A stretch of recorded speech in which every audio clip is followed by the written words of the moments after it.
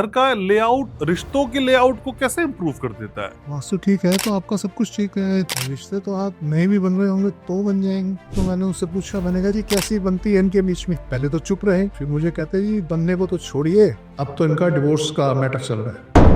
Bedroom की perfect direction क्या होनी चाहिए? जेंट्स जो हमारे घर के सबसे बड़े होते हैं उनको साउथ वेस्ट की ही जोन में अपना बेडरूम सेट करना चाहिए। 2026 प्रेम के हिसाब से, रिश्तों के हिसाब से और खासकर शादियों के हिसाब से कैसे रहेंगी? तो हम ये कहें जी 25 में डिवोर्स हुए, 26 में नहीं होंगे, 26 में होंगे तो 27 में नहीं, सारी तो चलता रहेगा।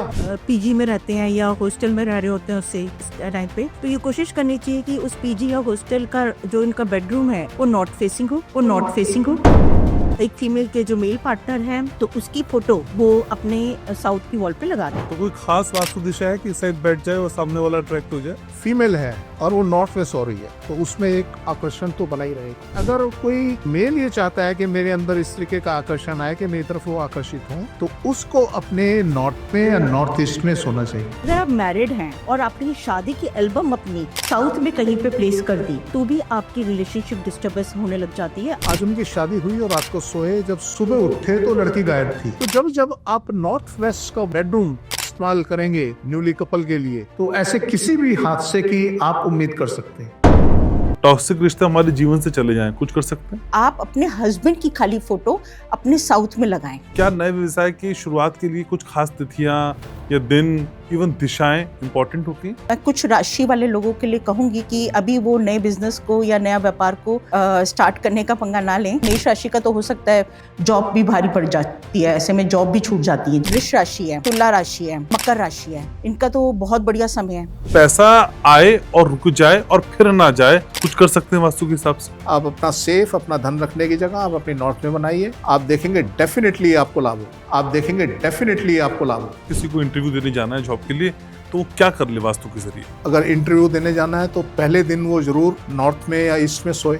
101% आपको बढ़िया जॉब लगेगी ही लगेगी। मौजूदा सैलरी के साथ एक एक्स्ट्रा इनकम सोर्स कैसे मिल सकता है वास्तु के जरिए? अभी हमने उनको एक ऐसा हाउस लेके दिया जो आदमी मल्टीप्लाई होता है। पता चला उन्होंने कई प्रॉपर्टी ले ली, कई जगह इन्वेस्टमेंट कर दिया। तो अगर वास्तु ठीक है, आपको सोचने की जरूरत तो है ही नहीं, अपॉर्चुनिटीज तो आपके दरवाजे पे खड़ी मिलेंगी।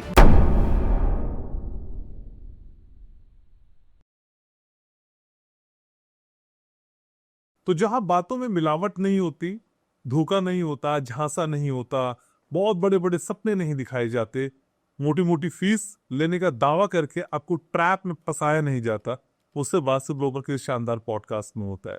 जो है जैसा है, हर शुक्रवार शाम 6 बजे हमारी और आपकी बातों का सिलसिला शुरू होता है और ये सिलसिला कई महीनों से यूं ही लगातार चल रहा है, इनफैक्ट साल होने वाला है।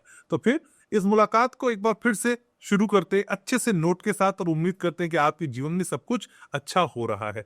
नमस्कार, आप देखना शुरू कर चुके हैं आपका अपना फेवरेट पॉडकास्ट और मेरे साथ वो पावर कपल है जो हमेशा की तरह इस पॉडकास्ट में जुड़ता है।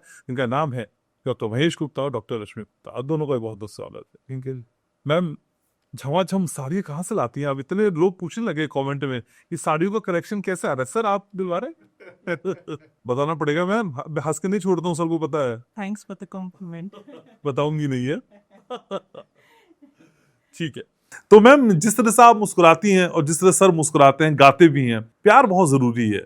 वास्तु के जरिए जीवन के इस प्यार को पाया जा सकता है या बढ़ाया जा सकता है? हाँ जी, बहुत ज़्यादा इम्पोर्टेंट रोल प्ले करता है।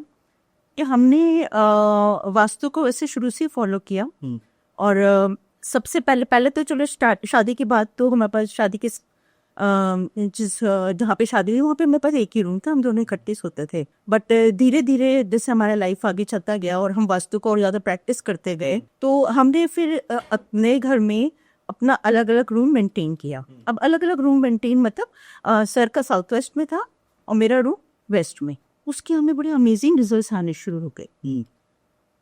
एज अ हाउस वाइफ मैं ये कहूँगी, हाउस वाइफ तो चलो नहीं मैं कह सकती, मैं प्रैक्टिस तो सर के साथ करती थी, प्रोफेशनल हूँ मैं, बट घर के अंदर मुझे सर से बहुत प्यार मिलता था, मिलता है। बच्चों से मुझे बहुत रिस्पेक्ट मिली। I mean amazing response. हर बात में मेरे से बच्चे हर बात को डिस्कस करते हैं, शेयर करते हैं। और इस वास्तु एनर्जी को मेंटेन करने के कारण मेरे बच्चों को मैंने कभी भी ट्यूशन नहीं दिलाई है एंड उन्होंने फिर भी टॉप किया हमेशा। तो ये जो प्यार है हस्बैंड वाइफ के बीच में, बच्चों के साथ और फैमिली मेंबर्स, आज हमारा पूरा परिवार हमें बहुत रिस्पेक्ट भी देता है, बहुत प्यार देता है, पर हमने केवल और केवल वास्तु मेंटेन किया। तो वास्तु इज वेरी नेसेसरी और वास्तु आपको बहुत कुछ देके जाता है। ठीक है, लेकिन सर घर का लेआउट रिश्तों के लेआउट को कैसे इम्प्रूव कर देता है? करेगा ही मैं सर, वो तो वास्तु ठीक है तो सब कुछ ठीक है, वास्तु ठीक है तो आपका सब कुछ ठीक है, तो रिश्ते तो आप नहीं भी बन रहे होंगे तो बन जाएंगे आपका, अगर वास्तु फिट है। बड़ी सारी जगह ऐसा होता है, मैं एक बार एक जगह गया, मुझे बुलाया गया, तो उन्होंने मुझसे पूछा कि जी वो हमारे यहाँ एक विजिट कर लेंगे। मैंने कहा जी कर लेंगे, काम था हमारा, विजिट की गई, फ्लैट था उनका पीतमपुरा की बात है। तो जब ऊपर गया मैं देखा उनके बेटे की नई नई शादी हुई थी, शादी हुई, उन्होंने दिखाया कि जी बेटे का रूम है। तो पीतमपुरा के अंदर वो हाउस था। हाँ, मैं जब जाता हूँ तो मैं देखता हूँ ये अपने बेटे का हाउस अपना रूम दिखाते हैं, तो मैं उनसे पूछता हूँ। तो जब वो अपने बेटे का रूम दिखाते हैं मुझे, तो मैंने उनसे पूछा, मैंने कहा जी कैसी बनती है इनके बीच में? अच्छा। पहले तो चुप रहे, फिर मुझे कहते जी बनने को तो छोड़िए, अब तो इनका डिवोर्स का मैटर चल रहा है। मैं कितना टाइम हो गया था? 2 महीने हुए शादी। मैंने कहा 2 महीने में यहाँ तक पोजीशन पहुँच गई? कहते जी ऐसे ही। तो खैर मैंने कहा अब आप क्या चाहते हो वो बताओ। कहते जी हम चाहते हैं कि इनका घर बसा रहे, और ये जिस प्रोसेस में जा रहे हैं उसमें हम आगे नहीं बढ़ना चाहते। खैर मैंने इसका बेटे का रूम चेंज कराया। मैंने कहा इससे बेटे का ये रो है कि यहाँ सुनाइए, तो डेफिनेटली कुछ ना कुछ होगा। अल्टीमेटली उसके लड़की के फादर का फ़ोन आया उनके कि जी हम पैचअप करना चाहते हैं, अगर पॉसिबल है तो। वो तो तैयार बैठे थे, उन्होंने उनको बुलाया और दोबारा उनका पैचअप हुआ और वो केस वापस लिया गया, और आज तक ये बात शायद हो गई 12 साल पुरानी, आज तक उनका चल रहा है। तो इसलिए ये जो वास्तु है आपका, ये तो सब बड़ी गजब की चीज़ है, जादू है। आपके लव, अफेक्शंस, अफेयर्स, ये वो सब इसकी वजह से ही होते हैं, नेगेटिव और पॉजिटिव। तो आप जो भी कुछ सोचते हैं आज वास्तु से बाहर आप सोच ही नहीं सकते, कर लीजिए जो वैसे। ठीक है, तो डॉक्टर रश्मि, घर की वास्तु से इतना बड़ा असर पड़ता है, लेकिन घर में एक बहुत खास जगह जो हमारा बेडरूम है, बेडरूम की परफेक्ट डायरेक्शन क्या होनी चाहिए, या वहां सोने वालों की एकदम सही दिशा क्या होनी चाहिए जिससे रिश्ते प्रगाढ़ और खूबसूरत बने रहे? देखिए, वास्तु के नॉर्म्स कहते हैं जो एल्डेस्ट ऑफ द हाउस हैं, जेंट्स जो हमारे घर के सबसे बड़े होते हैं, उनको साउथ वेस्ट की ही जोन में अपना बेडरूम सेट करना चाहिए। जो लेडीज आ जाती हैं, लेडीज को मोस्टली वेस्टर्न साइड पे या फिर ईस्टर्न साइड पे इनका बेडरूम होना चाहिए, और नॉर्थ से नॉर्थ ईस्ट की जोन में बच्चों का प्लेसमेंट करें। ये बहुत बढ़िया कॉम्बिनेशन बन जाता है। अगर आपका ये एक ही स्टोरी है, एक ही फ्लोर है, अलग अलग स्टोरी के ऊपर अगर आपने मेंटेन करना है, तो उसमें बेस्ट रहता है कि एल्डर ऑफ द हाउस ऊपर रहें और बच्चे आपके नीचे। So this is the best vastu you should maintain। ठीक है, देखिए सर, 2026 पे अभी हमने एक हालिया पॉडकास्ट किया था जिसमें कई सवालों के जवाब आपने अपने अंदाज में दिए थे। तो कई लोगों के कमेंट आए, ताकि वे सर से ये भी पूछना कि 2026 प्रेम के हिसाब से, रिश्तों के हिसाब से, और खासकर शादियों के हिसाब से कैसे रहेंगे, क्योंकि 2025 में कई शादियां टूटी हैं सर। मैं बार बार एक बात कहता हूँ कि आपका वास्तु जैसा भी है, जो भी चल रहा है, वो एक अलग सिनेरियो है। हम एक गाड़ी में बैठते हैं, जब हम उस गाड़ी के अंदर बैठे हैं, हमारा अंदर का माहौल डिफरेंट होता है, पर वो कार या वो बस या वो जिसमें भी हम बैठे हैं, वो जगह बदलती रहती है। आज वो कानपुर है, कल वो लखनऊ है, परसों गोरखपुर है, वो बदलती रहती है। आज हम जिस माहौल में जी रहे हैं, तो इस माहौल के अंदर आज हर बच्चा जो है, हर लड़का लड़की जो है, वो हम अगर ओवर कहें तो ओवर इंटेलिजेंट हो गए हैं। वो पढ़ाइयाँ लिखाइयाँ इतनी कर ली उन्होंने कि हर आदमी का मैच होना बड़ा मुश्किल हो रहा है। सिर्फ अगर आपकी बेटी ने आप बहुत पढ़ चुकी है, तो आपको उसके लिए पढ़ा लिखा बच्चा चाहिए ना, पढ़ा लिखा लड़का चाहिए ना, वो ढूंढिए। अब क्या होता है, अगर 19-20 कहीं हुआ, क्योंकि आज आपकी बेटी नहीं कमा रही है, आपका बेटा भी कमा रहा है, बहू भी कमा रही है और जवाई भी कमा रहा है, तो अगर ऐसी पोजीशन अगर है, तो हर आदमी कहता है मुझे तुम्हारी जरूरत नहीं ना, मैं जी लूंगी। हम वास्तु की बात करते हैं, हम एस्ट्रोलॉजी की बात करते हैं, अगर हम उसको दरकिनार भी कर दें तो आज हम जिस माहौल से गुजर रहे हैं, जैसे हम पूरा ब्रह्मांड का चक्कर लगा रहे हैं, हम जिस जिस जगह पे जाते हैं वैसी वैसी स्थिति पैदा हो जाती है। तो आज हम जिस माहौल से गुजर रहे हैं, एक तो वो माहौल ऐसा है, दूसरा जनसंख्या बढ़ रही है, जनसंख्या बढ़ रही है, डिफरेंट डिफरेंट तरीके के फ्लैट बन रहे हैं, भांति भांति के लोग फ्लैट बना रहे हैं, बिल्डर्स कुछ भी बना देता है, वास्तु बिगड़ रहा है। तो जब सारे सिनेरियो को हम देखते हैं तो ये चीजें पैदा होनी लाजमी है, ये हर साल होंगी। आप ये मत समझिए 25 में हो रहा है तो 26 में नहीं होगा, 26 में हो रहा है तो 27 में नहीं होगा, ये हर साल होंगी और ये बढ़ती जाएगी रेशियो। अच्छा, क्योंकि हर आदमी, हर बच्चा आज ज्यादा पढ़ा लिखा हो रहा है, ज्यादा कमाई कर रहा है, उसकी अच्छी अच्छी जॉब लग जाती है, उसको किसी की जरूरत नहीं। अब क्या होता है, हम एक एज तक ये समझते हैं कि हमें किसी की जरूरत नहीं, हमारे पास धन है, हमारे पास साधन है, हम जी लेंगे। ये तो जरूरतें उस टाइम पे पैदा होती हैं जब हम एक एज से ऊपर निकल जाते हैं, तो हमें समझ आती है कि यार कोई साथी चाहिए, कोई कंपेनियन चाहिए। मैं आपको कनाडा की बात बताता हूँ। मुझे एक मेरे क्लाइंट थे, तो उनके बेटे कनाडा चले गए, तो कहते जी उसको आप जरा बोलिए, उसका शादी का टाइम है। मैं नहीं बताया कि शादी का टाइम है, नहीं हुई तो दिक्कत हो जाएगी। कहते जी आप उसको कन्विंस करो किसी तरीके से वो शादी कर ले। मैंने उसे बोला, मैंने कहा भाई तुम्हारा समय है इस टाइम शादी का, नहीं हुई तो ये लंबा समय तुम्हारा निकल जाएगा। कहता जी मुझे करनी नहीं। मैंने अपने माँ बाप को शादी का अंजाम देख लिया ना, वो रोज लड़ते थे। कहता मैं पागल हूँ, मैं शादी करके मैं भी इसी चीज को दोहराऊं। मैंने कहा यार फिर भी कोई साथी चाहिए होता है, कुछ चाहिए होता है। कहता नहीं यहाँ किसी चीज की जरूरत नहीं है। कहता यहाँ सब अवेलेबल है। मैंने कहा बुढ़ापे में? कहता यहाँ बने हुए हैं ना ओल्ड एज हाउस। कहता यहाँ सब कुछ मिलता है ना।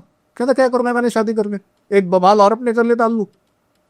तो आज जो है हमारी सोच बदल चुकी है, आने वाली पीढ़ी है उसकी सोच बदल चुकी है। वो कोई आदमी अपने ऊपर जिम्मेवारी लेना चाहता ही नहीं। हर आदमी इजी लाइफ चाहता है कि यार मजे मारो ना, ठीक है, ना घूमो फिरो ऐश करो। अब जब नई नई शादी होती है तो हर लड़की को ये होता है कि मेरे को तो पता नहीं क्या मिल गया, अब घूमो फिरो ऐश करो।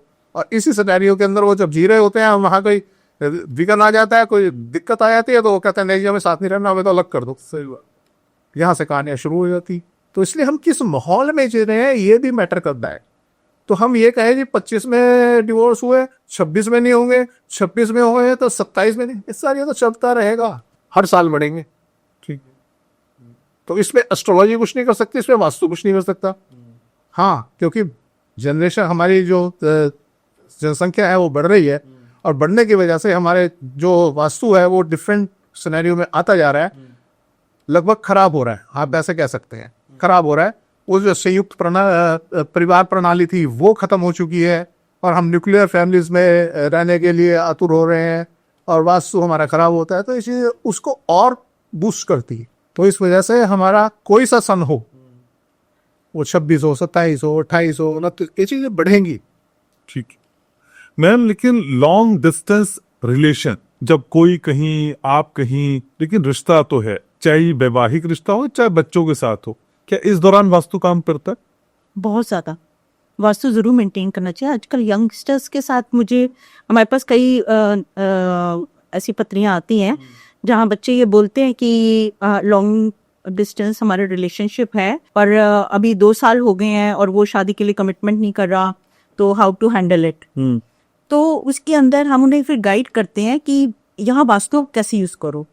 सबसे पहले तो जो ये यंग जनरेशन है, इसको अपना जो बेडरूम है, क्योंकि यूजुअली ये लोग पीजी में रहते हैं या हॉस्टल में रह रहे होते हैं उससे इस टाइम पे, तो ये कोशिश करनी चाहिए कि उस पीजी या हॉस्टल का जो इनका बेडरूम है वो नॉर्थ फेसिंग हो। नॉर्थ या ईस्ट फेसिंग भी अच्छा रहता है।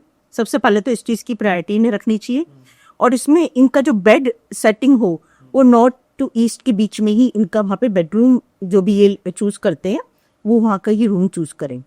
सेकेंडली, जो आपका पार्टनर है, एक फीमेल के जो मेल पार्टनर है, अगर वो उनसे उम्र में बड़ा है तो उसकी फोटो वो अपने साउथ की वॉल पे लगा दें। और मेल के लिए अगर वो गर्ल उनसे छोटी है एज में, तो वो उसकी फोटो अपने बेडरूम में नॉर्थ से ईस्ट की बीच में लगा दें। तो उससे आपकी अट्रैक्शन बढ़ेगी और वो आपसे लॉयल भी रहेगी, और बहुत जल्दी आपकी रिलेशनशिप मैरिज में कन्वर्ट हो जाएगी। ठीक है, लेकिन सर क्या अगर कोई अविवाहित है, अनमैरिड है और उससे किसी को अट्रैक्ट करना है अपनी तरफ, तो कोई खास वास्तु दिशा है कि इस साइड बैठ जाए और सामने वाला अट्रैक्ट हो जाए? सबसे ज्यादा अट्रैक्शन की डायरेक्शन है नॉर्थ।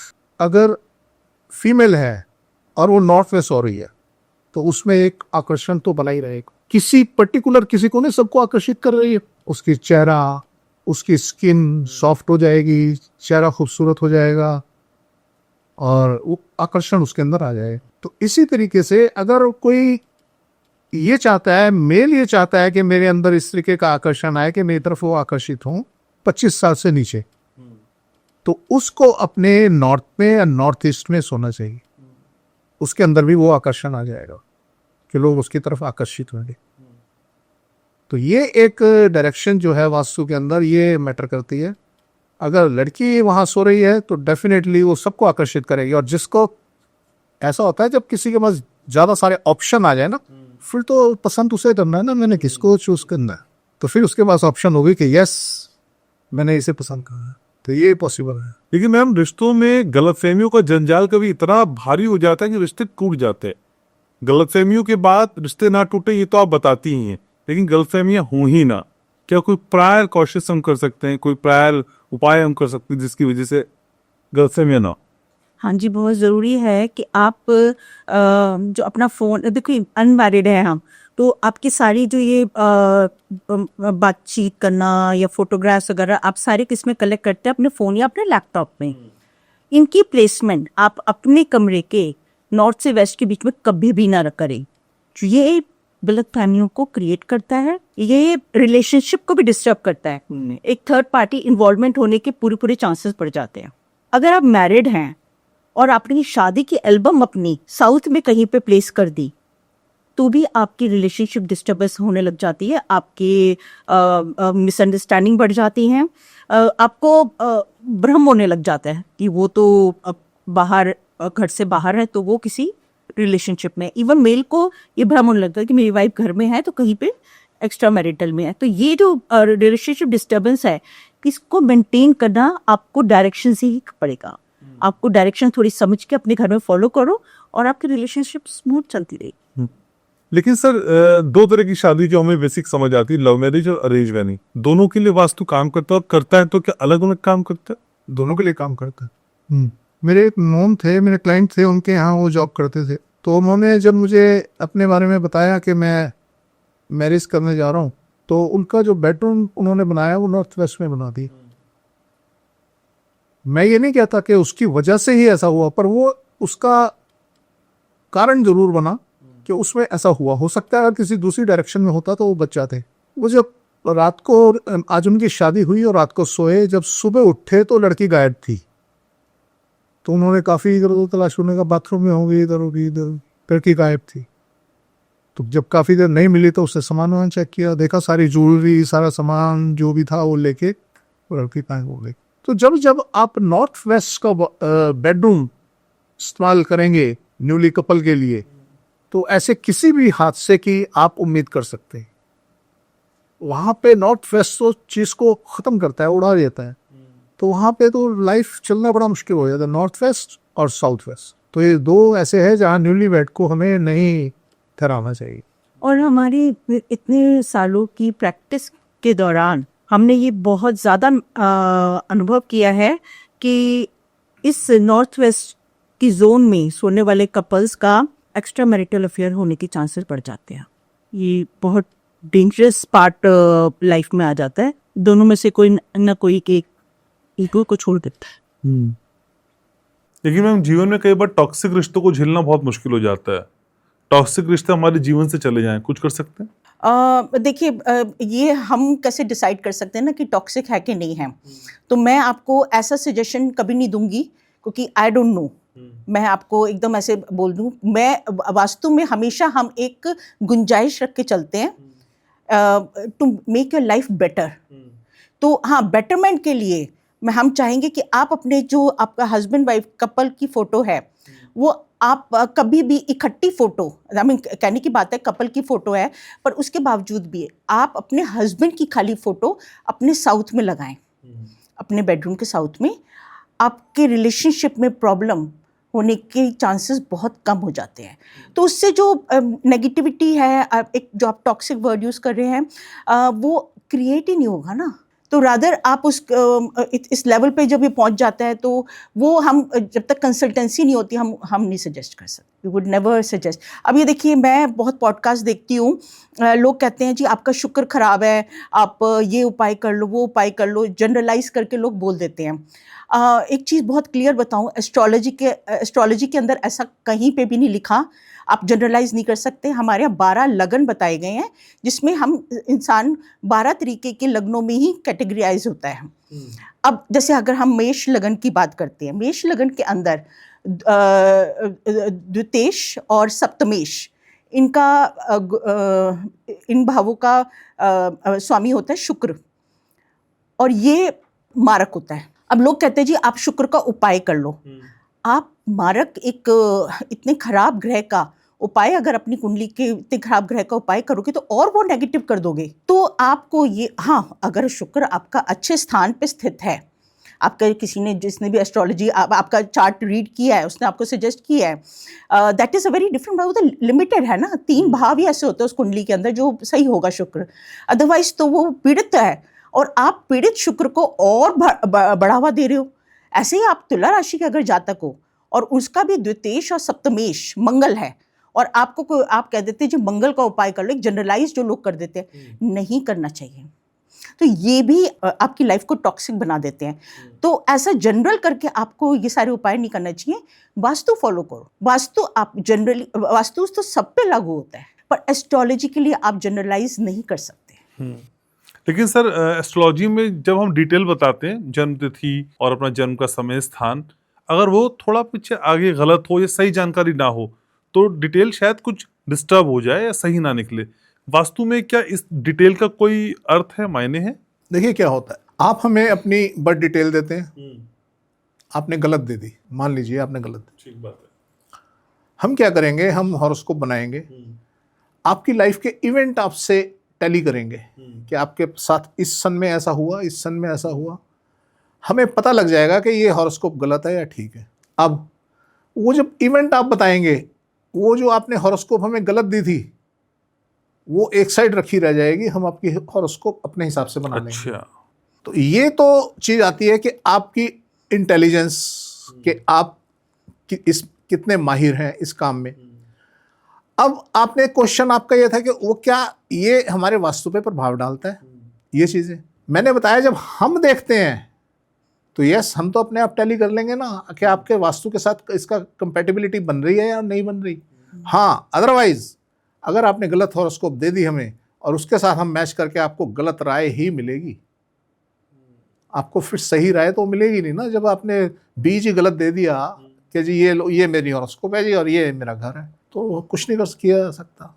उसके साथ हम टैली जरूर करते हैं। आपका शहर, मैंने शायद आपको किसी पॉडकास्ट में बताया भी था कि जब हमारा जो काकड़ी विचार होता है, जब हम अपनी हॉरोस्कोप के थ्रू हम देखते हैं कि कहाँ आपको रहना चाहिए, तो हम उसी हिसाब से बताते हैं। और अगर वो आपने गलत ले लिया तो आप बना लीजिए ना, कितना ही वास्तु से मकान बना लीजिए, कुछ भी कर लीजिए, उसमें विनाश की संभावनाएं तो बनी जाती हैं।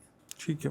लेकिन मैम 2026 में बहुत सारे लोग नया व्यवसाय शुरू करना चाहते हैं, तो क्या नए व्यवसाय की शुरुआत के लिए कुछ खास तिथियां या दिन, इवन दिशाएं इंपॉर्टेंट होती हैं?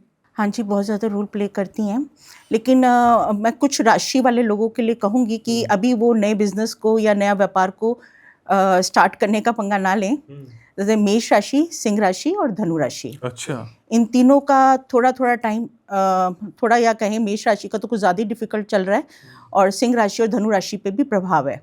तो इनको तो सजेस्ट किया जाएगा कि अभी जो काम कर रहे हैं उसी में ही कंटिन्यू रहेगा। हो भी सकता है मेष राशि का तो हो सकता है जॉब भी भारी पड़ जाती है, ऐसे में जॉब भी छूट जाती है जिनकी होती हैं। तो हाँ, और राशि अगर आप बात करें तो जैसे वृष राशि है, जैसे तुला राशि है, या ये कहें मकर राशि है, इनका तो बहुत बढ़िया समय है। तो इनको हाँ, नया व्यापार अपना शुरू कर लेना चाहिए। थोड़ा बुध पे कुंडली में दशमेश देखा जाता है। आपका कुंडली में दशमेश अगर बलवान है और आप उस हिसाब से अपना कुंडली आपने देखा ही है, तो उस हिसाब से आप नया बिजनेस स्टार्ट कीजिए।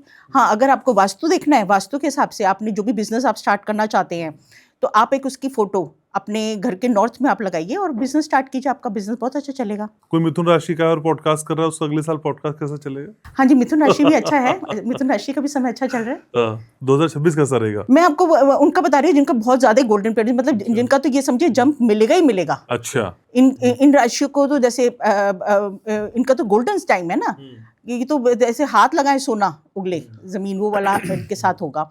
तो और भी नॉर्मल में आ जाती हैं। तो मैंने आपको, ये होता है, एक होता है बैड, एक होता है नॉर्मल, एक होता है गुड। ओके। तो मैंने आपको ये तीनों कैटेगरी कर दी। तो थोड़ा थोड़ा मैं सारी राशियां नहीं गिनवा सकती ना शॉर्ट टाइम। ठीक है, ठीक है। लेकिन सर पैसा सबसे बड़ी चीज होती है वैसे, सब कुछ नहीं, बहुत कुछ तो फिर भी पैसा है। सर पैसा आए और रुक जाए और फिर ना जाए, और किसी को दिया हुआ है वो भी आ जाए, कुछ कर सकते हैं वास्तु के हिसाब से? देखिए सर, वास्तु तो अपना काम करेगा ही करेगा। अगर आपने अपना वास्तु ठीक कर लिया, पैसा आएगा भी, रुकेगा भी, सब कुछ होगा। अब ये एरर कहाँ आता है? मैंने आपको बताया कि हमारे पास समय होता है। पहले साल होता है, फिर महीने होते हैं, फिर दिन होते हैं, फिर दिन के अंदर एक एक घंटा होता है। आप कैसे इसको संभालेंगे ना? आप सबसे पहले तो वास्तु आपका जितना बढ़िया है ना, उतना ये जो जो चीज़ें आपने बोली हैं उतनी बढ़िया होंगी। आपके पास कोई एक आदमी, कोई फ्रॉड आया, आपका वो एक घंटा, जिस घंटे में आपकी मुलाकात हुई, उस घंटे में आपकी मुलाकात हुई खराब समय के अंदर, और आप उसके झांसे में आ गए और आपने वो क्लिक कर दिया और आपका नुकसान हो गया। आप कैसे बचेंगे ना? तो इसलिए हम पूर्णता की बात तो करते ही नहीं। हम करते हैं कि हाँ, मैक्सिमम हम जो है सेव रहें, मैक्सिमम हम सेव कर सकें और सेफ रहें। तो वो आपको सिर्फ और सिर्फ आपका वास्तु ही कर सकता है। वास्तु के अंदर में हम जो अक्सर बताते आए हैं कि अपने नॉर्थ को आप उन्नत रखिए, नॉर्थ का ध्यान रखिए, ईस्ट का ध्यान रखिए। तो आपको हर दिशा को मेंटेन करना पड़ेगा, आप उनको करिए। आप अपना सेफ, अपना धन रखने की जगह आप अपनी नॉर्थ में बनाइए, आप देखेंगे डेफिनेटली आपको लाभ होगा। लेकिन मैम जब हम बात करते हैं करियर की, तो करियर में स्टेबिलिटी आए, कई बार देखा है नौकरी लगती है छूट जाती है, फिर लगती है छूट जाती है, कुछ समय तक करते हैं फिर छूट जाती है। करियर में स्टेबिलिटी कैसे आ सकती है वास्तु के जरिए? ये बहुत ज़्यादा इंपॉर्टेंट रोल प्ले करते हैं कि आप अपने घर के अंदर कहाँ सो रहे हो। अगर सपोज आप, क्योंकि इसमें हमारे यहाँ ना एक बहुत क्लैरिटी से एक चीज़ बताई हुई है, हमारे यहाँ राशियों के हिसाब से डायरेक्शन बताई हुई है कि आपका जो द्वार है वो राशियों के हिसाब से आपको सूट कर रहा है कि नहीं कर रहा। अब इसके अंदर जैसे 4 कैटेगरी इसमें डिवाइड कर दी जाती है, ब्राह्मणी, क्षत्रिय, वैश्य और शूद्र। ये नाम रखे गए हैं, आप इनको वैसे मत समझिए। जैसे ब्राह्मणी बेसिकली एजुकेटेड पीपल है।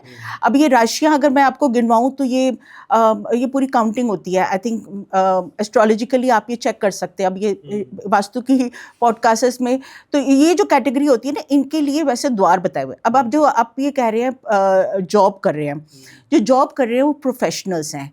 प्रोफेशनल्स मोस्टली ब्राह्मणी राशि में आते हैं, और शूद्रा जो वर्किंग क्लास है। तो आपको ये दोनों टाइप के अपने रूम्स मेंटेन करने चाहिए। अब क्या होगा, आप ब्राह्मणी का मतलब हुआ कि आपका जो एंट्रेंस डोर है वो नॉर्थ या ईस्ट हो, ठीक है। और शूद्रा का मतलब हुआ आपका जो बेडरूम है वो वेस्ट की तरफ हो, ठीक है। अब आपने ये मेंटेन करना है। आपने ये मेंटेन करना है, या तो आपके घर की एंट्रेंस ऐसी हो या आपके बेडरूम की एंट्रेंस भी इनमें से कोई हो, तो ये आपको सूट करेगी। सेकेंड, आप जो भी अपना लैपटॉप, अपना फ़ोन, अपने डॉक्यूमेंट्स जो भी रखते हैं, वो आप उस अपने बेडरूम के नॉर्थ साइड पे, नॉर्थ या ईस्ट साइड पे ही रखें। तो आपकी जो जॉब होगी वो बहुत अच्छी रहेगी, आपको अपॉर्चुनिटीज़ मिलेंगी, और आपको इंक्रीमेंट भी होगा और प्रमोशन भी होगा। लेकिन सर जॉब से पहले इंटरव्यू, सर इंटरव्यू की तैयारी वास्तु के हिसाब से कैसे कर सकते हैं? माना किसी को इंटरव्यू देने जाना है जॉब के लिए, तो वो क्या कर ले वास्तु के जरिए? देखिए, सबसे पहले तो उसको अपने आप को बैलेंस करना पड़ेगा, अपने आप को मैनेज करना पड़ेगा। अगर इंटरव्यू देने जाना है तो पहले दिन वो ज़रूर नॉर्थ में या ईस्ट में सोए, 2-3 दिन पहले सो जाए तो और बेहतर है। वहाँ सोए, और उसके इंटरव्यू की एक लेटर मिलता है, इंटरव्यू के लिए हमें ऑफ़र लेटर मिलता है, वो ऑफ़र लेटर अपने से नॉर्थ में रखे। और जिस दिन जाना हो, अब मैं कैसे बोलूँ उसको, कैसे सही टाइम बड़ा मैटर करता है। आपका, अगर आप ख़राब टाइम पे जाके इंटरव्यू टेबल पे बैठ गए और पता चला बॉस का दिमाग ही सटका हुआ है, तो आपको सक्सेस नहीं मिलेगी ना। तो वो तो हमारे हाथ में नहीं है ना। नहीं सर? है। तो अब आपने क्या करना है, आपने जब भी जाना है, सबसे पहले तो आप वाटर का इंटेक ज़्यादा लें और थोड़ा सा बाहर घूमें। आपका घर जैसा भी है, वास्तु के मान लीजिए वास्तु कंप्लाइन है तो, और वास्तु कंप्लाइन नहीं है तो आप थोड़ा बाहर घूमें, पार्क में जाएं, और जब आपने इंटरव्यू देने जाना है तब भी आप थोड़ा सा पार्क में 1-2 बार चहलकदमी कर लें। आपकी जो ऑरा है वो ऑरा डाउन होगी। और क्या होता है, जब आपसे बॉस को इंटरव्यू ले रहा होता है उसको 2 चीज़ें चाहिए होती हैं। उसको एक चाहिए होता है कि सामने वाला मेरे से दब के रहेगा या नहीं, और दूसरा चाहिए होता है इंटेलिजेंट, क्या मेरे लिए काम करेगा या नहीं। तो ये दोनों चीज़ें जब आप थोड़ा अपने आप को काम कर लेंगे, शांत कर लेंगे, क्योंकि घर में पता नहीं आप कौन से जोन में सो रहे थे, क्या कर रहे थे, हम नहीं बता सकते। तो जब आप किसी पार्क में हरियाली के अंदर घूमेंगे तो आपकी जो ऑरा होगी वो थोड़ी सी शांत होगी और आपके अंदर अट्रैक्शन आएगी और आपका इंटरव्यू पास होने के चांसेस मैक्सिमम बन जाएंगे। तो आप इतना ही कर सकते हैं। बाकी अदरवाइज एक टाइम होता है कि हम अगर उस टाइम पे किसी से बात करते हैं तो सक्सेस का रेट 90%, 95% बढ़ जाता है, और ख़राब टाइम में अगर किसी से बात करते हैं तो आप समझ लीजिए कि फेलियर रेट हमारा 90% हो जाता है। तो वो स्थिति तो हम मतलब बता नहीं सकते ना, कि रोज़ बदलता है, हर 4 मिनट के बाद टाइम बदल जाता है। मैम कुछ जोड़ रही थी आप? नहीं, यही कह रही थी कि एक बारी इंटरव्यू के लिए निकलने से पहले, घर से बाहर निकलने से पहले, तो आधा 1 घंटा पहले घर से बाहर एक बारी चक्कर काट के ज़रूर आ जाए, जैसे सर ने समझा ही दिया एक बारी। तो वो अब गुड टाइम है, बैड टाइम है, वो सब कवर कर लेता है। बैड टाइम में तो एक बारी को आपको वो रिपीट हो गया तो समहाउ वो कट जाता है बैड टाइम का प्रभाव। दूसरा, एक बारी कोशिश करें, आपके फ़ोन में भी कंपास होता है, आप जहाँ इंटरव्यू देने जा रहे हैं और आप वहाँ पे कहीं पे सिटिंग मिलती है आप लोगों को बैठने के लिए उस समय, तो कोशिश करें कि वहाँ पे कंपास से चेक कर लें कि वहाँ पे नॉर्थ कौन सा है। उस लिविंग रूम का भी एक नॉर्थ होगा, इसे पंचीकरण सिद्धांत कहते हैं। तो उस लिविंग रूम का भी एक नॉर्थ होगा जो आपके कंपास में, तो कोशिश करें नॉर्थ या ईस्ट साइड पे ही बैठें। उस लिविंग रूम का सेंटर से आप कंपास से चेक कर लोगे और उसके नॉर्थ या ईस्ट में बैठे तो आपके अच्छी जॉब लगने के चांसेस बढ़ जाते हैं। और जब ये चांसेस नहीं बढ़ते तो मैम लोग डिप्रेशन में चले जाते हैं, तनाव में चले जाते हैं। तनाव की स्थिति को वास्तु से कैसे दूर करें? सर, मैं समझता हूँ उनको ना पूरी तैयारी करनी चाहिए। आप किसी इंटरव्यू पे जा रहे हैं, उस कंपनी के बारे में जानना चाहिए, उसके लिए थोड़ा तैयारी करें। आप 1 दिन लगाएं, 2 दिन लगाएं, उसके अंदर आप तैयारी करें, उस कंपनी के बारे में जानें, और इंटरव्यू कैसे देना है, क्या क्वेश्चन आपको पूछ सकता है सामने वाला, उसकी तैयारी करें। आज गूगल पे सब कुछ है, तो आप तैयार होके जाएं ना। आप डिप्रेशन में क्यों जाते हैं? तैयार होके जाएं और ये सोच के जाएं कि मैं फेल हो सकती हूँ, मैंने फेल होना है। जब आप ये सोच के जाएंगे, वो एक कहावत है ना कि सर पे कफन बांध के जा रहे हैं कि हमने तो मरना ही है। जब आपका जब सोच ये होगी ना, तो सर सक्सेस के चांसेस बढ़ जाएंगे। ये नेगेटिव सोचना नहीं हुआ सर? नहीं, ये नेगेटिव सोच नहीं सर। ये जो वो नेगेटिव सोच ये होती है कि ओहो ये ना हो जाए, ओहो ये ना हो, ये नेगेटिव सोच होती है। जब मैंने कफन बांध लिया कि यार जो होगा देखी जाएगी ना, हम कफन बांधने का मतलब यही रखते हैं ना कि जो होगा देखी जाएगी, अब तो लड़ना ही है। तो यस, तुम जाओ ना, वो भी तुम्हारा एक मोर्चा है जंग का, जाओ लड़ो। और एक बार फेल हुए तो कोई बात नहीं, दूसरी बार फेल हुए तो कोई बात नहीं। हमें डिप्रेशन में क्यों जाना है? सामने वाले को डिप्रेशन देना है ना हमने तो।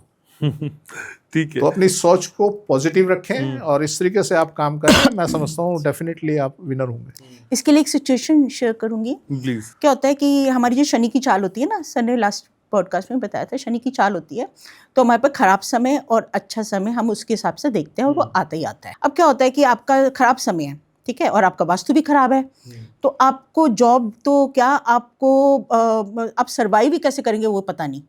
अब इसमें आपने वास्तु अच्छा कर लिया, फिर भी आपकी जॉब नहीं लगा। आप कहेंगे मैं तो वास्तु अच्छा कर लिया लेकिन समय तो खराब है। अब क्या होगा, आपका वास्तु अच्छा हो गया, उसके खराब समय के बाद अच्छा समय भी आता है। अच्छे वास्तु में अच्छा समय आएगा तो 101% आपको बढ़िया जॉब लगेगी ही लगेगी। तो डिप्रेशन की तो बड़ी दूर की बात है। एक एग्जांपल देती हूँ। एक हमारी फॉरेन में एक क्लाइंट थी और उन्होंने हमसे वास्तु करवाया अपना, तो वो एक जॉब चाहती थी, फाइन, एंड हमने उनकी पूरी वो सेटिंग करा दी। समय बीतता रहा, ये 2 साल पहले की बात है। समय बीतता रहा, वो चलो वो भी थोड़ा सा लीनियंट थी, लेकिन वो मेल उनको हमसे पूछ के रेगुलर मेल भेज रही थी। 6 महीने बीते, साल बीता, अब 2 साल बीत गए, ठीक है। जॉब वो दूसरी कर रही थी बट वो टॉप की कंपनी की जॉब थी एंड शी वांटेड दैट। 2 साल जरूर लग गए, पर 2 साल बाद अपने आप वहाँ से कॉल आई और उनको वो जॉब भी मिली और उनको बहुत अच्छी पोस्ट भी मिली। अब उनको एंग्जाइटी हो रही है बल्कि, तो आपको वास्तु तो मेंटेन करना ही करना है। आपका सारा मटेरियल, आपका लोगो भी आप उस जोन में लगाएंगे, आप जहाँ चाहती हैं वो भी लगाएंगे, तो डिप्रेशन नहीं, वो तो बिल्कुल क्रॉस मार दीजिए ज़िंदगी में। आपको लेटर और सूनर वास्तु आपको आपकी मनपसंद जॉब, योर ड्रीम जॉब दिलवाता ही दिलवाता है। लेकिन सर कई बार हम देखते हैं किसी को अगर पेमेंट हमको करनी है, किसी का चुकता करना है पैसा, तो कौन सा दिन, कौन सी दिशा शुभ रहती है किसी को पेमेंट देने के लिए? देखिए सर, बस सोसाइटी में बड़ी सारी चीज़ें, मंगलवार को देना चाहिए, बुधवार को देना चाहिए, फलाना ढमकाना, बड़ी सारी चीज़ें हैं, पर हमें ये नहीं पता होता कि उसका मंगल खराब है या मंगल बहुत बढ़िया है, या हमें और दिन का उसका नहीं पता होता। सही बात है। तो जिस दिन आपके पास आ जाए ना किसी को देने के लिए, उस दिन दे दो। और सर, जिसने कर्जा उतार दिया ना, वो सबसे बड़ा रईस है। तो आप बुला के उसको कि भैया आके अपने पैसे ले जा। जिस दिन आ जाए, 1 मिनट भी ना रोके, पता नहीं वक्त बदलने में क्या देर लगे, कहाँ पैसा चला जाए। हाँ, आप बैठे इंतजार करते रहें कि मैं मंगलवार आएगा तब दूंगा, मैं बुधवार आएगा तब दूंगा। तो इसलिए आप इन चीज़ों को फॉलो मत कीजिए। आप सिर्फ ये करिए कि जब भी आपके पास जितना भी आए उसको दो।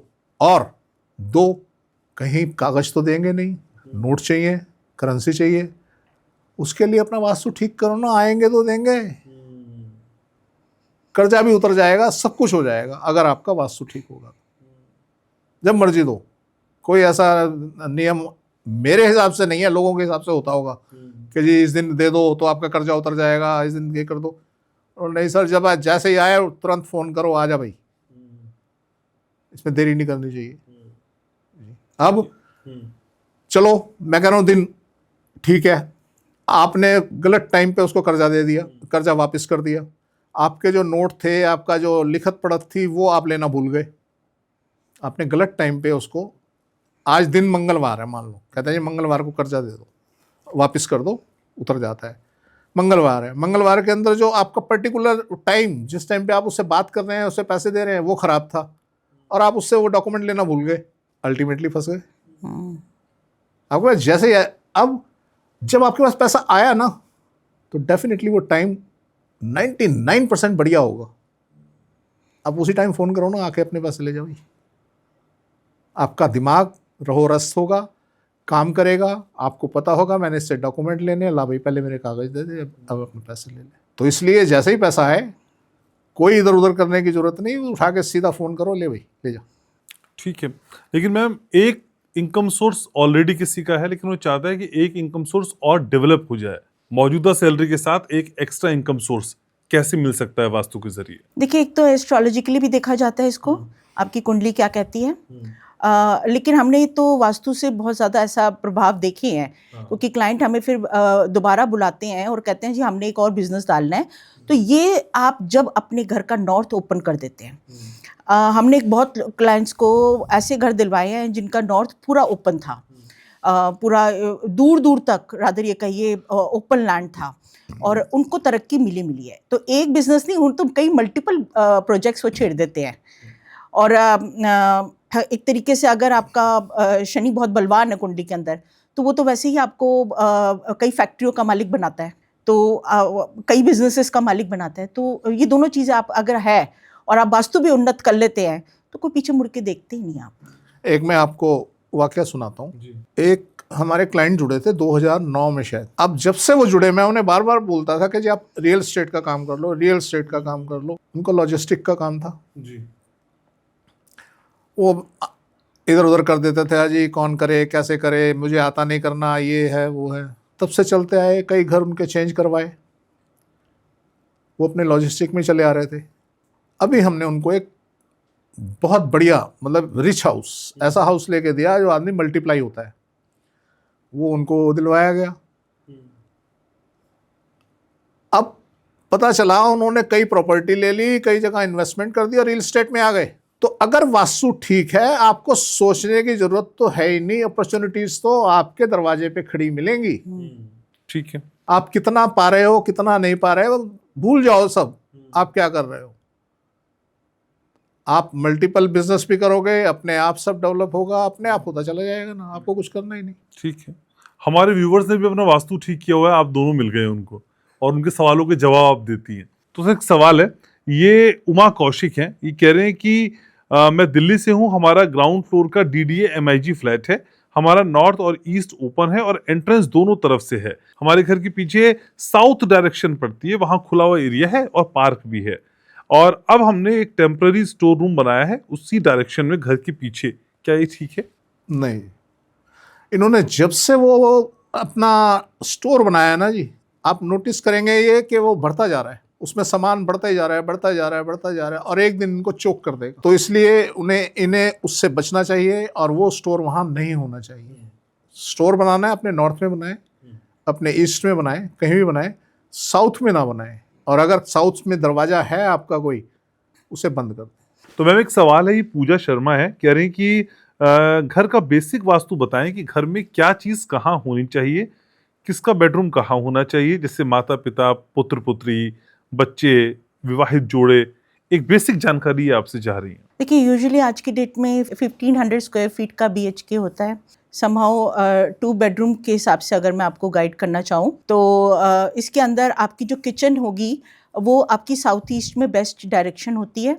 आपका जो लॉकर, आपका सेफ, आपकी अलमीरा ऐसी बनाएं आप जिसमें आप अपना सारा कैश मटेरियल या आपके जो भी डॉक्यूमेंट्स हैं वो उसमें रखेंगे, तो वो नॉर्थ से ईस्ट के बीच में होने चाहिए। आप जो हेड ऑफ द फैमिली है, जो सीनियर मोस्ट पर्सन है, आप हस्बैंड वाइफ दोनों रह रहे हैं उसमें, तो जो आपके हस्बैंड होंगे वो साउथ वेस्ट का, उनको साउथ का रूम दीजिए, उनको साउथ वेस्ट टच करता हुआ। उसके बाद आप अपने लिए जो बेडरूम लेती हैं वो वेस्टर्न साइड पे हो, ज़्यादा बेटर है, क्योंकि साउथ ईस्ट साइड पे आपकी किचन आ गई, उसके ऑपोजिट ही आपका बेडरूम आ जाएगा। एंड उसके बाद अगर आपके यहाँ बच्चे हैं तो बच्चों को नॉर्थ से ईस्ट के बीच में ही रूम दीजिए। तो धन, संतान धन, ये सब आपका नॉर्थ से ईस्ट के बीच में ही होना चाहिए। ठीक है। सर मोनी का सवाल है, कह रहे हैं कि सर मेरे घर के साउथ में पड़ोस में बेसमेंट है, क्या कुछ नुकसान हो सकता है मुझको? कुछ नहीं सर, बहुत नुकसान हो सकता है और इसका कोई खास ऐसा इलाज भी नहीं है। तो उसको यही एक पॉसिबिलिटी है कि अपने नॉर्थ में उतनी बड़ी बेसमेंट बना लें जितनी बड़ी उधर है, तो कुछ सेफ्टी हो जाएगी। उसके अलावा कोई दूसरा उपाय? कोई उपाय नहीं सर। या तो घर छोड़ना पड़ेगा।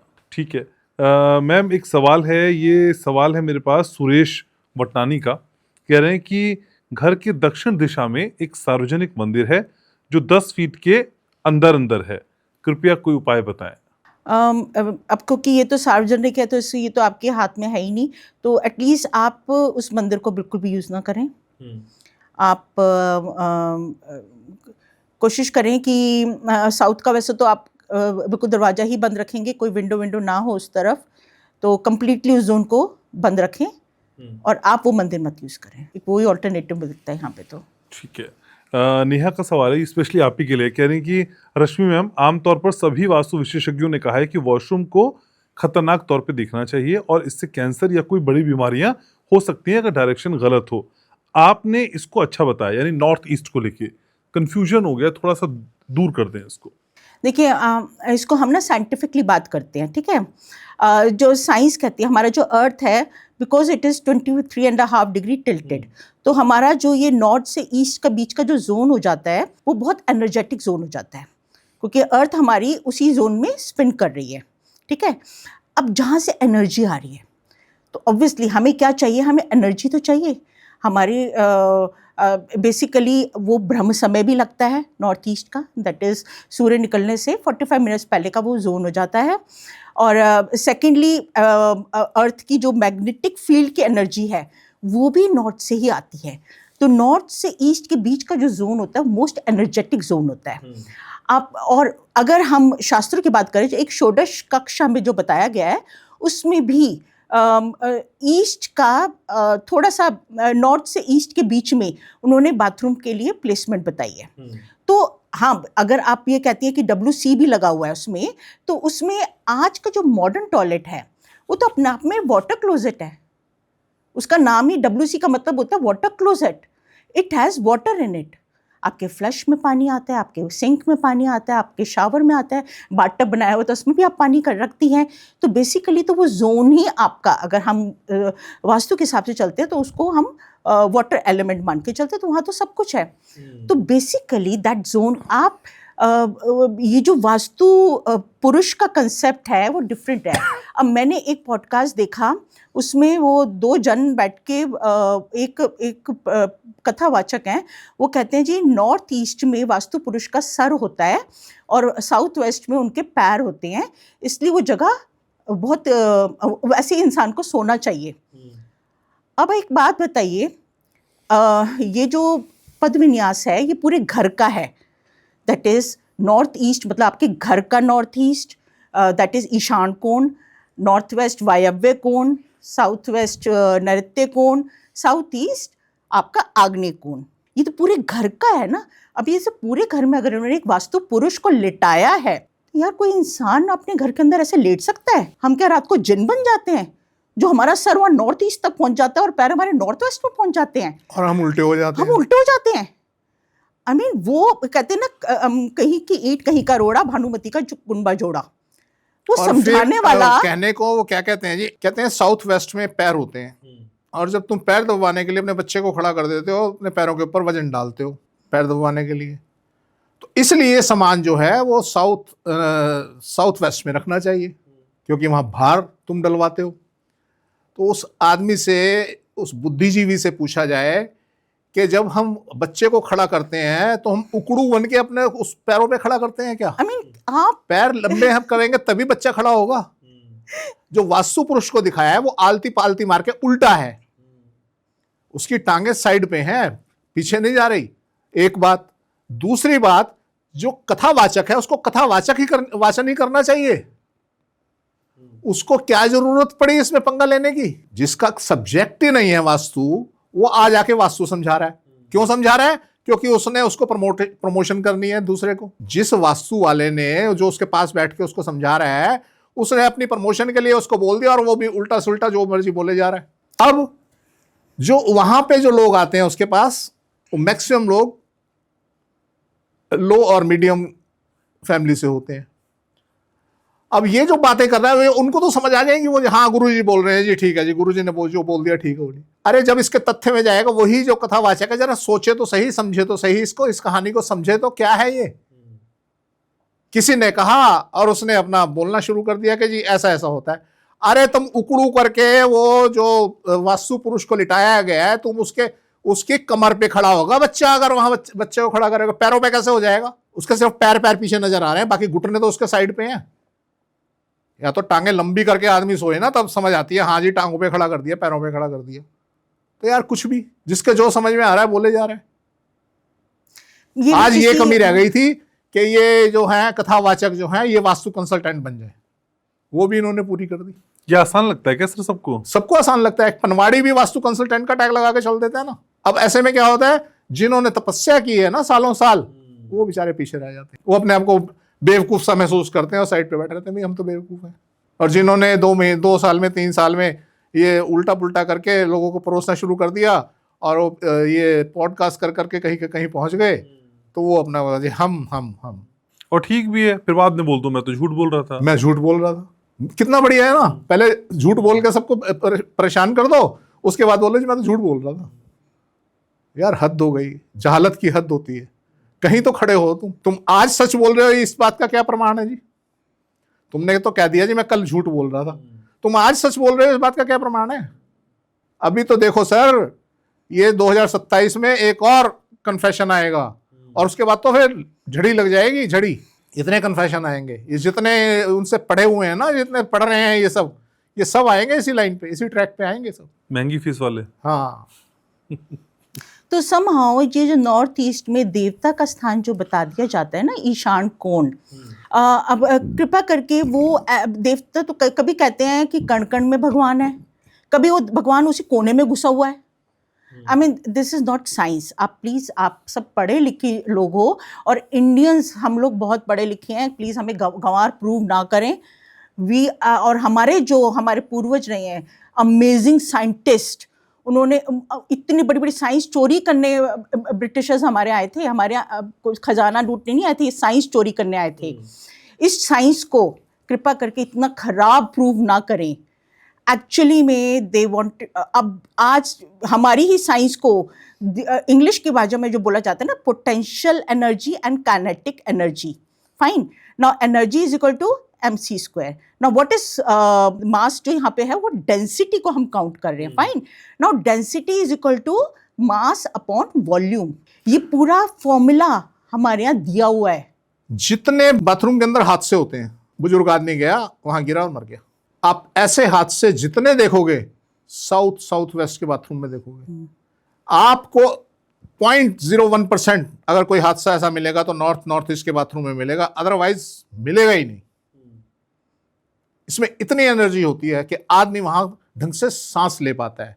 जब आप साउथ वेस्ट की बात करते हैं, वहां जो है एनर्जी का लेवल, डेंसिटी तो बढ़ जाती है, पर वहां जो सॉफ्ट एनर्जी जो हमें चाहिए होती है सांस लेने के लिए, वो इतनी नहीं होती जितनी वो एनर्जी होती है नॉर्थ ईस्ट में। आपको चलो एक और प्रमाण, आपको नॉर्थ ईस्ट के बाथरूम सजे धजे मिलेंगे, मेंटेन्ड मिलेंगे, और साउथ वेस्ट के बाथरूम बिखरे मिलेंगे, और कुछ ना कुछ मेंटेनेंस आती रहेगी। कभी पानी लीक कर रहा है जी, कभी सिस्टम खराब हो गया, कभी शावर खराब हो गया, वहां चलता रहेगा।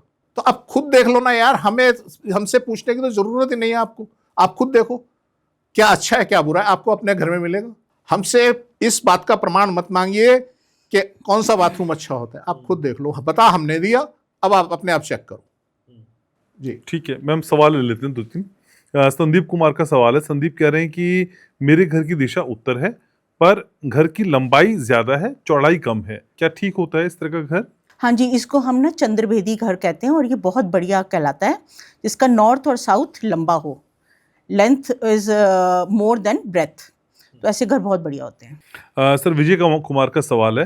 कह रहे हैं सर हमारा बेसिन नॉर्थ साइड में है, और अगर हम वहाँ मिरर लगाएं तो मिरर का फेस साउथ में हो जाएगा, क्या ये स्थिति सही रहेगी? हाँ ठीक है, कोई दिक्कत नहीं। मैम एक हैं हमारे दर्शक अनंत यादव, ये कह रहे हैं कि पहले सीवरेज पाइप नहीं था तो साउथ ईस्ट में सेप्टिक टैंक बना हुआ था, अब सीवरेज पाइप लग गया है, तो क्या टॉयलेट पाइप को डायरेक्ट सीवरेज लाइन से हम जोड़ दें और सेप्टिक टैंक की मिट्टी डालकर क्या उसे भर दिया जाए, इसका नेगेटिव प्रभाव खत्म हो जाएगा? हाँ जी, बिल्कुल बिल्कुल। आप हमारी पॉडकास्ट देख देख के काफ़ी कुछ समझ गए हैं। आप लोग सब समझ गए हैं कि सदर्न जोन में अगर सेप्टिक टैंक हो तो ये बहुत डेंजरस होता है। तो इट्स वेरी गुड कि आप हमारे पॉडकास्ट को फॉलो कर रहे हैं। बिल्कुल एग्जैक्टली आप ऐसा कीजिए। ठीक है, लेकिन सर 2026 में बहुत सारी चीज़ें हमने एक पॉडकास्ट में बताई, लेकिन 2026 को अगर हम कुछ अच्छी निगाह से देखने की कोशिश करें तो 2026 क्या कुछ बढ़िया भी लेके आएगा? बढ़िया घटिया क्या सर, जैसा चल रहा है वैसे ही चलेगा 2026 27 मार्च तक। जिसके साथ बढ़िया हो रहा है उसके साथ और बढ़िया होगा, जिसके साथ घटिया हो रहा है उसके साथ और घटिया होगा। और मैं समझता हूँ जो अभी हमने हाथ से देखे बर्बादियाँ देखी 2025 में, वो इसकी डेंसिटी और बढ़ जाएगी 2026 में, और भयानक रूप ले लेंगी। तो ऐसा पॉसिबल है। ऐसे में कहीं ना कहीं एक सिचुएशन आती है, इसे हम कहते हैं लूनर स्टैंड स्टिल, यानी चंद्रमा 1 डिग्री पे आके अटक गया। कहते हैं चंद्रमा की जो चाल है ना, जैसे हमारी पृथ्वी की 23.5 डिग्री है, तो चंद्रमा इससे 5 डिग्री और आगे जाता है, 28 डिग्री तक जाता है। अभी ये 2025-26 में 28 डिग्री पे है। आप अगर इसको 9 साल पहले देखते हैं, और ये इसकी 18 साल की एक चाल होती है, हर 9 साल में या तो ये 18 डिग्री पे आता है या 28 डिग्री पे आता है, और ये बहुत डेंजरस होता ही होता है। ओके। ये इस समय 2 साल के लिए जो आया हुआ है, तो इस समय चंद्रमा का कंट्रोल किस पे होता है? पानी पे। अर्थक्वेक्स, पानी, सुनामी, इन पे इनका कंट्रोल बहुत ज़्यादा होता है। तो इनका रूप भयंकर देखने को हमें मिल सकता है, और कुछ मिले भी 2025 में भी मिले, और 2026 में भी ये रूप हमें देखने को मिल सकते हैं। कोई सा प्लानिटरी मूवमेंट, और ये तो असर डालती है। ठीक है, तो ये कितना ही असर डाले, व्यूअर्स की जिंदगी में जो दिक्कतें आएंगी उनके असर को हम दूर करने का काम करेंगे। आप दोनों पॉडकास्ट में यूं ही आते रहेंगे। Thank you so very much ma'am, sir शुक्रिया। तो आज के इस पॉडकास्ट को यहाँ समेटना है। आपको लाइक करना है, शेयर करना है, सब्सक्राइब करना है। आप जानते हैं अपनी समस्याओं को अगर कम से कम शब्दों में अपने नाम और जगह के नाम के साथ भेजेंगे, अपनी उम्र भी लिख देंगे, तो और ज़्यादा बेहतर तरीके से सवालों को हम समझ सकते हैं। तो फिर करना क्या है, हर शुक्रवार शाम 6 बजे जुड़ जाना है हमारे साथ, और याद रखना है मैं आपसे बहुत प्यार करता हूँ।